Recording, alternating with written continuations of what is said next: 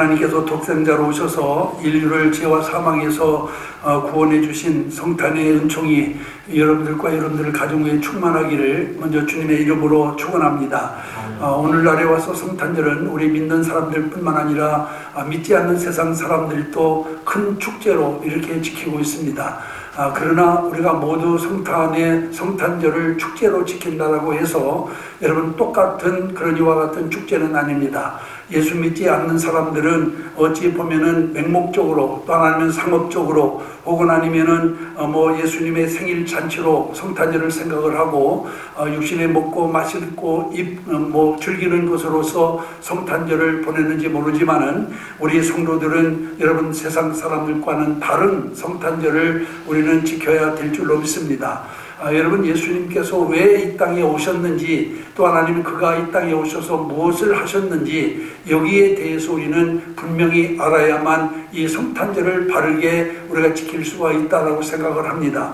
여러분 주님이 이 땅에 오셨는데 왜 오셨는지 또 주님이 이 땅에 오셔서 무엇을 하셨는지 여기에 대해서 제대로 알지 못하는 사람들은 여러분 올바로 성탄절을 지킬 수가 없습니다. 그래도 세상 사람들이 크리스마스를 아무리 축제로 즐기고 있다 하더라도 그들이 즐기는 성탄절과 우리 성도들이 지키는 성탄절에는 큰 차이가 있다고 하는 것을 우리가 기억을 해야만 됩니다. 영국의 맥도날드 목사님이 계신데 이 맥도날드 목사님은 제2차 세계대전 때 포로가 되어서 독일군 포로 수용소에 에이와집단 포로로 잡힌 적이 있었습니다. 아무리 포로에 대한 국제사회의 협정이 있다 하더라도 전시에는 포로는 한마디로 말해서 죽은 목숨과 다를 바가 없었습니다. 그런데 수용소에 수감되어 있는 맥도날드 목사님의 친구 가운데 전기 기술자가 한 사람이 있었어요. 그래서 이 사람이 어디서 구해왔는지를 모르지만은 여러 가지 부속을 구해다가 라디오를 만들어 가지고 비밀리에 영국의 BBC 방송을 듣고 있었습니다. 여러분 그런 방송을 통해 가지고 흘러나오는 전쟁 상황을 수용소에 있는 사람들에게 전달을 해 주고 있었어요. 그런 어느 날 새벽 모든 사람들이 잠들어 있을 때 이 사람이 맥도날드 목사님을 막 흔들어 깨우기 시작했습니다. 그리고는 나직한 목소리로 맥도날드 목사님에게 이렇게 말합니다. 그들이 왔네, 그들이 왔어 하고 이와 같이 얘기를 합니다. 이 맥도날드 목사님은 밑도 끝도 없이 그들이 왔다라고 하니까 누가 왔다는 말이냐고 그에게 되물었습니다. 그러자 이 사람이 맥도날드 목사님께 그렇게 얘기합니다. 지금 연합군이 노르만디 상륙작전에 성공을 해서 그들이 들어왔다네 하고 이와 같이 이야기를 해주었습니다. 이 소식을 들은 이와 같은 수감된 모든 사람들은 삽시간에 여러분 숙소에서 나와가지고 그 다음에 운동장에 나와서 덩실덩실 춤을 추면서 기뻐했습니다. 그러나 영문을 모르는 독일 군인들은 포로들이 집단으로 미치지 않았나 해서 총을 겨눈 채로 그를 지켜오고만 있었다고 합니다.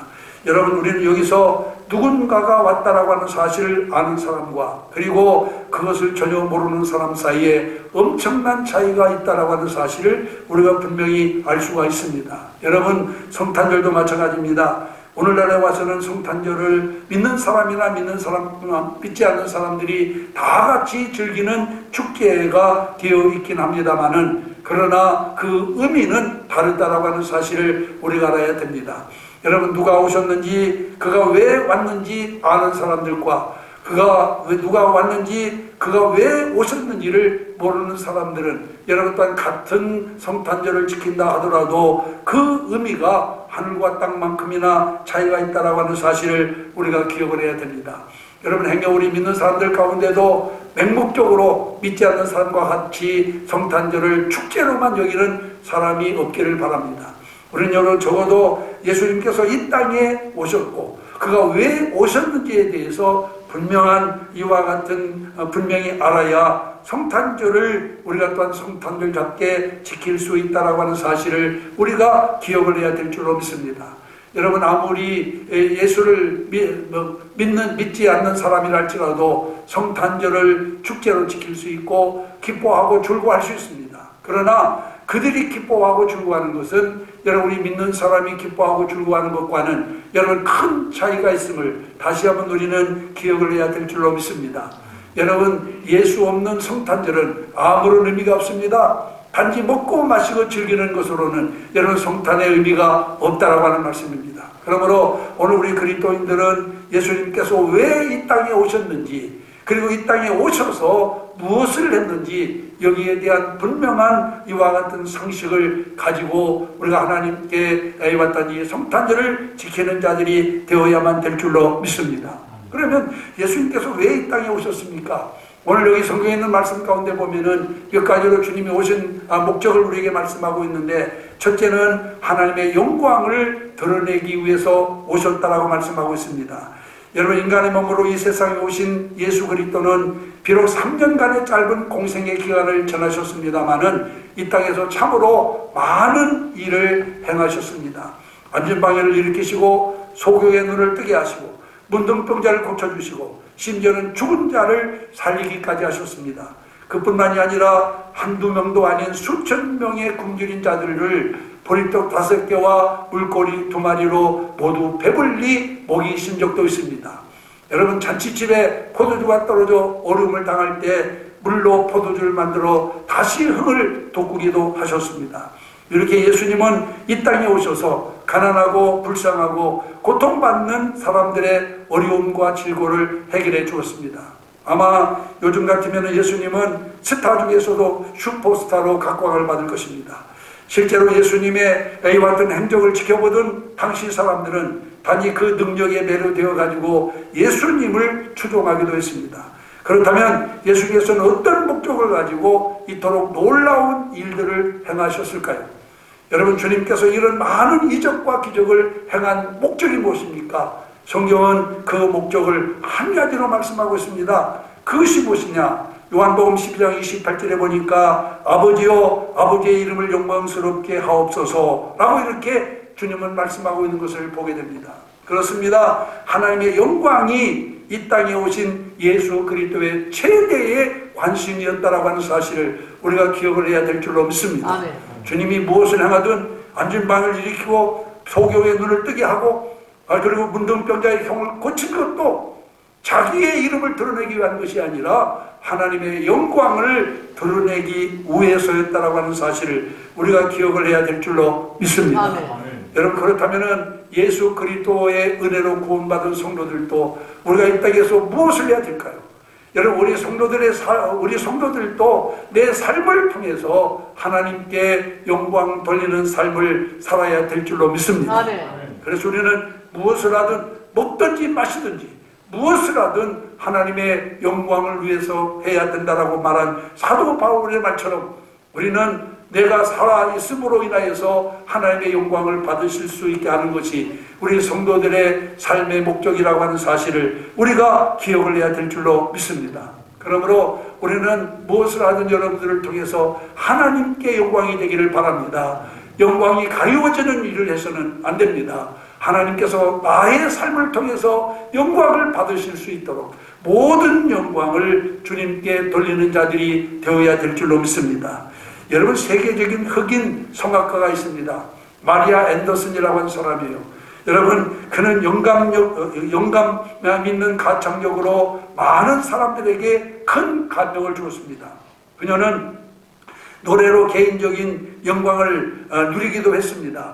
아이젠하워 대통령과 케네디 대통령의 취임식에서 미국 국가를 부르기도 했어요. 여러분, 대통령 취임식상에서 국가를 부르는 것은 아무나 부를 수 있는 것이 아니에요. 그런데 이 앤더슨은 그것도 두 사람, 아이젠하워와 케네디 대통령 두 사람 취임식에서 미국 국가를 부르기도 했고 23개국에서 명예 박사학위도 받기도 했습니다.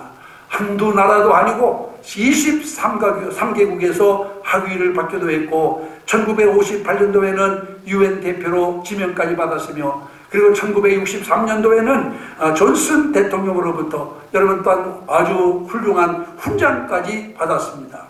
그런 그가 이제 40년간의 성악 활동을 끝내고 은퇴를 할 때였습니다. 그는 많은 사람들의 축하를 받으면서 마지막 이제는 또한 인사를 하기 위해서 앞에 나가섰습니다. 그리고는 사람들 앞에 이렇게 말합니다. 나는 노예밖에 될 수 없는 비참한 인간이었습니다. 흑인이었으니까 여러분 지금도 마찬가지입니다만은 그때 당시에는 인종차별이 많을 때 여러분 정말 그는 노예밖에 될 수 없는 비참한 인간이었습니다. 그러나 하나님께서 나에게 좋은 목소리를 주심으로써 나는 유명하게 되었습니다. 그러나 이 모든 것은 그렇기 때문에 내가 한 것은 아무것도 없습니다. 모든 것 하나님이 하셨습니다. 그렇기 때문에 나는 하나님께 감사와 영광을 돌립니다 라고 이렇게 그는 인사를 했다라고 하는 것입니다. 여러분 성탄을 맞이한 우리 성도들도 하나님의 영광을 드러내는 삶을 살아야 될 줄로 믿습니다. 여러분 우리가 사는 목적이 뭐예요? 하나님을 영화롭게 하기 위한 것 아닙니까? 그러면 내가 살아감으로 인하여서 다른 하나님의 영광을 드러내는 그런 삶을 살아가는 것이 성탄을 맞이한 우리 성도들의 본분이라고 생각합니다. 그러므로 예수님이 이 땅에 오셔서 하나님의 영광을 드러낸 것처럼 이제 우리 사랑하는 모든 성도들이 정말 어떤 믿음을 가지고 주님의 영광을 드러내며 사는 여러분들이 되시기를 주님의 이름으로 축원합니다. 그 다음에 두 번째로는 죄인을 구원하기 위해서 오셨습니다. 하나님 앞에 범죄한 인간은 스스로 자기를 구원할 방법과 길이 없었습니다. 왜냐하면 인간은 모두가 다 죄인이기 때문에 그렇습니다. 죄인이 죄인을 어떻게 구원할 수 있어요? 죄인을 구원하기 위해서는 죄가 없는 의로운 사람이 필요한데 여러분 또한 모든 사람이 죄를 범하였기 때문에 하나님의 영광이 이르지 못하므로 여러분 또한 우리가 죄에서 구원할 길이 없었습니다. 그때 하나님께서는 바로 독생자 예수 그리스도를 이 땅에 보내셨습니다. 점도 없고 흠도 없는 하나님의 독생자를 이 땅에 보내셔서 그를 대속의 제물로 십자가에 죽게 하심으로 말미암아서 인류가 가지고 있는 모든 죄와 허물을 용서해 주었음을 기억하시기를 바랍니다. 여러분 그렇기 때문에 주님의 이와 같은 공로가 아니고서는 우리는 여러분 또한 하나님 앞에 설 수 없는 그런 죄인이었음을 우리가 다시 한번 우리는 기억을 해야 될 줄로 믿습니다. 그러나 예수님께서 여러분 또한 우리를 대신해서 십자가에 죽으심으로 말미암아 우리가 죽어야 될 어떤 그 형틀에서 주님이 죽으심으로 우리가 구원받게 되었음을 믿으시기를 바랍니다. 여러분 하나님은 공의로우신 분이시고 또 반면에 사랑의 하나님이십니다. 근데 우리는 하나님을 공의로운 분으로만 생각해서도 안 되고 사랑의 하나님으로만 생각해서도 안 됩니다. 하나님은 공의와 사랑을 함께 이루시는 분이라고 하는 것을 우리가 기억을 해야 됩니다. 여러분 하나님은 어떤 독생자를 이 땅에 보내어 우리를 구속하심으로 말미암아 하나님의 공의와 그 사랑을 동시에 실현하셨어요. 하나님의 공의가 뭐예요? 하나님의 공의는 율법입니다. 죄를 지으면 마땅히 죽는 거예요. 죽어야 돼요. 이게 공의입니다. 그러나 하나님은 죄로 말미암아 인류를 멸망시키지 아니하고 당신의 독생자를 보내셔서 그를 우리를 대신해서 죽게 함으로 말미암아 우리를 그곳에서 구원해 주셨습니다. 이게 하나님의 사랑입니다. 그러므로 독생자가 이 땅에 오심으로 말미암아서 하나님의 공의와 사랑이 동시에 실현되게 되었다라고 하는 사실을 우리가 기억을 해야 될 줄로 믿습니다.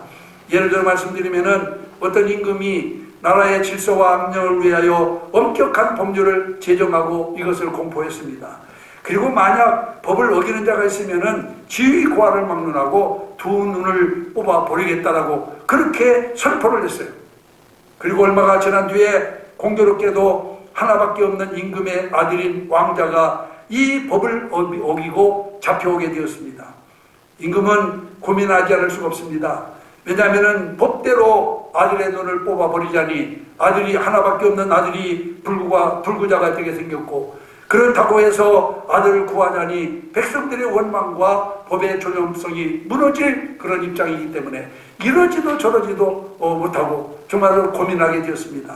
그러다가 국립 끝에 한 가지 방법을 이와 집단 그가 생각해내 가지고 하루는 많은 사람들이 모인 형장에 아들을 끌어내라고 명을 내리게 되었습니다. 그리고 위험 있는 목소리로 법은 만인 앞에 평등하며 꼭 지켜져야 된다. 그러니 저놈의 누나를 뽑거라 하고 이와 같이 명령을 내렸습니다. 왕의 명령이지만은 그러나 여러분 형제들이 쉽게 여러분 따지와 같이 그 왕자의 눈알을 뽑기는 어려웠습니다. 그래서 형제들이 머뭇하고 있자 수산같이 다시 명령합니다. 빨리 집행하라 하고야 하지 왕이 소리를 지르는 바람에 형제들이 달려들어가지고 왕자의 한쪽 눈을 뽑아버렸습니다. 그리고는 또다시 다른 눈을 뽑으려고 할 때 임금님은 잠깐 멈춰라 하면서 형제들이 또한 법을 집행하려고 하는 것을 잠시 멈추게 한 다음에 그는 용상에서 내려와 그리고 왕의 옷을 벗고 나머지 한쪽 눈은 내 눈을 뽑아라 하고 자기 눈을 뽑게 했다라고 하는 것입니다. 여러분, 이 왕은 아이와 집안 왕의 눈과 왕자의 한 눈을 뽑아버림으로 말미암아서 공의와 사랑을 함께 실현하게 되었습니다. 여러분, 하나님도 마찬가지입니다. 여러분, 독생자 예수 그리스도를 이 땅에 육신을 입고 보내셔서 그가 십자가에 죽으심으로 말미암아 죄를 지은 우리 인간을 죄악에서 구원해 주었습니다. 이것은 하나님의 공의와 사랑을 동시에 실현한 그런 이와 같은 하나님의 이와 같은 사랑임을 우리가 다시 한번 기억을 해야 될 줄로 믿습니다. 오늘 여러분, 그럴 때문에 성탄은 우리에게 있어서 구원의 길이 열린 날이고 또한 용서의 길이 열린 날입니다. 우리가 성탄절을 기뻐하는 이유가 어디 있습니까? 바로 여기에 있는 겁니다. 구원의 길이 열렸어요. 그리고 용서의 길이 열렸습니다.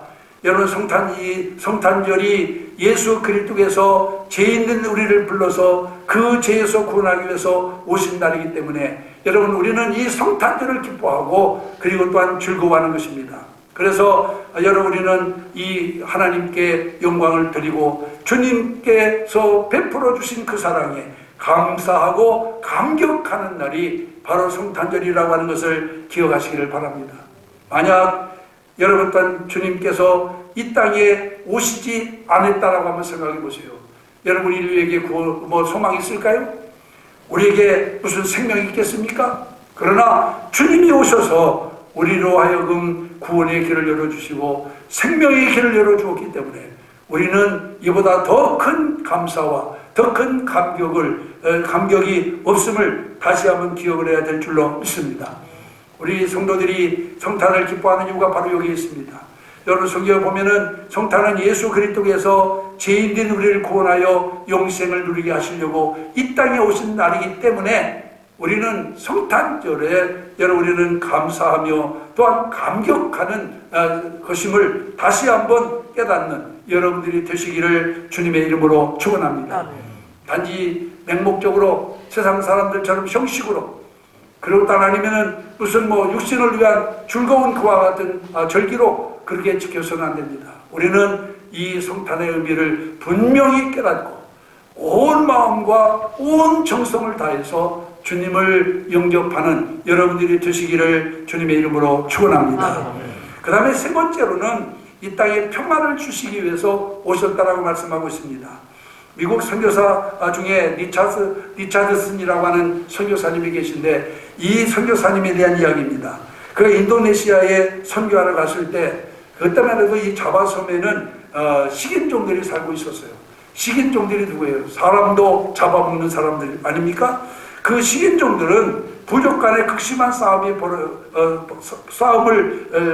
벌였고 서로 싸우다가 화해를 청할 때에는 자기 부족의 갓난아이 하나를 상대 부족에게 주는 그런 풍습이 있었습니다. 그래서 그때 주는 이 아이를 평화의 아이라고 불렀어요. 그래서 서로 자기들이 피 터지게 싸움을 하다가 이제는 또 싸움을 그치려고 하면은 그냥 그칠 수가 없었어요.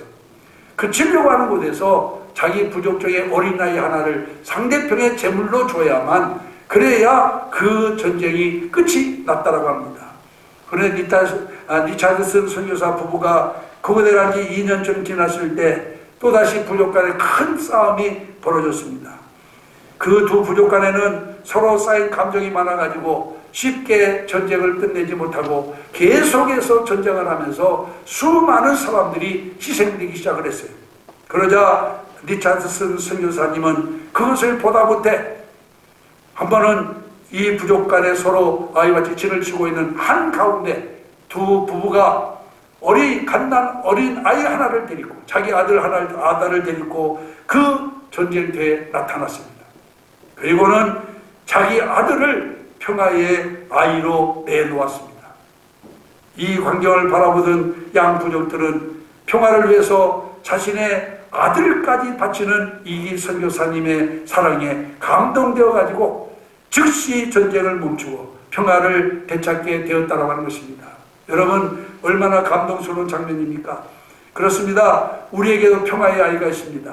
그분은 곧 우리를 대신해서 이 땅에 오셔서 십자가 지신 예수 그리스도이신 것을 믿으시기를 바랍니다. 주님이 이 땅에 오신 것은 바로 우리에게 평화를 주시기 위해서 오셨다라고 하는 사실을 우리가 기억을 해야 될 줄로 믿습니다. 여러분, 평화라고 하는 말은 헬라어로는 에이레네라고 하고, 그리고 시브리 말로는 샬롬이라고 합니다. 여러분, 이 에이레네 샬롬이라고 하는 말은 성경에서 가장 많이 사용되는 단어 중에 하나예요. 그리고 이 단어는 여러 가지로 해석할 수 있습니다. 평화뿐만 아니라 평안, 평강, 화평이라고 하는 말로도 해석할 수 있는 그런 말입니다.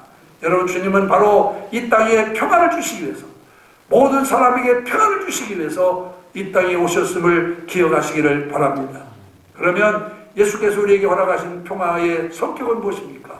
우선 첫째는 하나님과 사람 사이의 평화입니다. 사람이 죄를 지음으로 말미암아서 하나님과 원수가 되었어요. 하나님은 이 깨어진 관계를 회복시키기 위해서 놀라운 은혜를 베푸셔서 독생자 예수 그리스도를 이 땅에 보내셨습니다. 로마서 5장 1절에 보면은 우리가 믿음으로 의롭다 하심을 얻었은즉 우리 주 예수 그리스도로 말미암아 하나님으로 더불어 화평을 누리자라고 이렇게 말씀하고 있습니다. 이는 하나님과 인간 사이에 묻어진 담을 수축하자라고 하는 말씀이에요. 예수 그리스도를 믿음으로 말미암아서 하나님과 인간 사이에 깨어진 평화가 다시 이룩되게 되었다라고 하는 말씀인 줄로 믿습니다. 여러분, 주님이 아니고서는 여러분, 우리 죄인이 감히 하나님 앞에 설 수도 없고 하나님을 아버지라고 부를 수도 없었습니다마는 예수 그리스도로 말미암아 하나님과 인간 사이에 평화가 이루어지게 되었고, 우리가 하나님 앞에 담대히 나가며 우리가 하나님을 아버지라고 부를 수 있게 된 것을 믿으시기를 바랍니다. 주님은 이 땅에 평화의 왕으로 오셨습니다. 그리고 두 번째로는 자기 자신 안의 평화입니다. 인생은 나면서부터 자기 안에 나누어지려고 하는 두 개의 자기를 가지고 있습니다. 선을 행하려고 하는 의지와 악을 쫓으려고 하는 경향입니다. 여러분, 플라톤은 일찍이 인간성을 두 마리 말에 매여진 수레에 비유하곤 했습니다. 한 마리는 길이 잘 들여진 말이고 다른 한 마리는 제 마음대로 날뛰는 야생마라고 했습니다. 여러분, 이 두 말이 즉 길이 잘 들여진 말과 길이 안 들은 야생마가 한 수레를 끈다라고 하는 것은 불가능한 일입니다. 여기 잘 들여진 말은 이성을 말하고요. 그리고 야생마는 욕정을 의미한다라고 그렇게 말을 하고 있어요. 이 두 마리 말은 사람마다 가지고 있는 영원한 고민거리입니다. 이 마음의 전쟁을 인간의 힘으로는 도저히 종식시킬 수가 없었어요. 그렇기 때문에 우리 마음은 갈라진 골짜기와 같습니다. 그래서 항상 우리 마음이 여러 가지 염려, 근심, 걱정으로 우리 마음이 가득하게 된 거예요. 그런데 그 마음에 평안을 주신 분이 누구냐? 바로 예수 그리스도인 것을 믿으시기를 바랍니다. 빌립보 4장 7절에 보면은 모든 지각이 뛰어난 하나님의 평강이 그리스도 예수 안에서 너의 마음과 생각을 지키시리라고 말씀하고 있습니다. 오직 예수님만이 우리 마음에 평안을 주실 수 있는 분, 오직 예수님만이 우리 마음을 편안하게 하실 수 있는 분이라고 하는 것을 우리가 기억을 해야 될 줄 믿습니다. 요즘 현대인들은 얼마나 여러분 고민거리가 많습니까? 마음이 너무나도 여러분 우리 마음이 산란합니다. 여러분, 이랬다 저랬다 얻었다 밝았다, 하루는 아침에는 천국이 있다 저녁에는 지옥이 되기도 하고. 여러분, 왜 그렇습니까? 아직도 우리 마음이 전쟁을 하고 있습니다. 예수 그리스도의 오심은 이런 우리 마음에 평안을 주기 위해서 오신 것을 믿으시기를 바랍니다. 정말 우리가 예수 그리스도를 내 인생의 구주로 모셔드렸다고 한다면 우리 예수님 때문에 평안해야 됩니다. 우리 마음에 기쁨이 있어야 됩니다. 행복한 삶을 살아야 됩니다. 그래서 여러분, 이번 성탄은 여러분 모두의 마음속에 천국이 이루어지기를 주님의 이름으로 축원합니다. 그 다음에 세 번째로 나와 이웃 사이의 평화입니다. 로마서 12장 18절에 보면은 할 수 있거든 모든 사람으로 더불어 평화하라 하고 이와 같이 말씀하고 있습니다. 이 말씀이 가르치는 모든 사람의 범위는 아주 대단히 광범위합니다.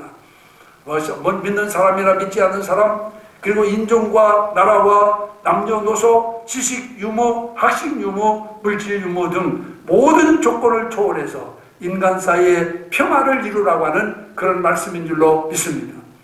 여러분, 심지어 예수님은 원수까지도 사랑하라고 했습니다. 또 스데반은 자기에게 돌을 던지는 사람들 위해서도 기도했습니다. 우리도 모든 사람과 더불어 화평한 자가 되시기를 바랍니다. 예수님의 이 세 가지 의미의 평화를 성취하려고 예수님은 이 땅에 오셨습니다. 이제 성탄을 맞이한 우리 성도들도 이와 같은 평화의 마음으로 무장하는 자가 되어야 될 줄 믿습니다. 그래서 하나님과 화평하고 자신과 화평하고 이웃과 화평한 자들이 되어야 될 줄로 믿습니다. 오늘 성탄절 2부 예배에 참여하신 사랑하는 성도 여러분, 그리고 또한 가정에 모여 영상으로 예배드리고 있는 사랑하는 성도 여러분, 저는 오늘 아침 예수님께서 이 땅에 오신 이유에 대해서 여기 말씀을 드렸습니다. 주님은 왜 이 땅에 오셨습니까? 첫째는 하나님의 영광을 위해서 오셨습니다. 다음으로는 죄인을 구원하기 위해서 오셨고, 그리고 세 번째로는 이 땅에 평화를 주러 오셨습니다. 그렇다면 우리도 이 성탄의 정신을 이어받아가지고 하나님의 영광을 위해서 살아야만 되겠습니다. 그리고 죽어가는 영혼 고령에 힘써야 되겠고, 그리고 평화를 만드는 자들이 되어야 될 줄로 믿습니다. 성탄을 맹목적으로 즐거워하거나 일시적인 축제의 분위기에 휩싸여서 그저 흥분하지 말고 성탄의 의미를 되새기며, 그리고 또한 뜻있는 성탄을 맞이함으로 말미암아서 정말 여러분들과 여러분 가정에 성탄의 은총이 충만하기를 주님의 이름으로 축원합니다. 기도하겠습니다. 이 시간 다 같이 합심해서 잠시 동안 함께 기도하겠습니다. 오늘 말씀 붙들고 하나님 아버지, 우리가 주님을 믿으면서도 우리가 주님이 이 땅에 오신 그 의미를 제대로 알지 못하고 우리가 정말 일단 그저 형식적이고 그리고 일단 절기적인 성탄절만 지켰습니다. 이번 2020년 성탄절은 정말 일단 우리가 하나님께서 이 땅에 오신 그 의미를 분명히 우리가 기억하고 그에 합당한 삶을 살아서 하나님께 영광 돌리는 자가 되게 해달라고 이 시간 다 같이 합심해서 통성으로 하나님 앞에 기도하겠습니다. 거룩하신 아버지 하나님, 주님의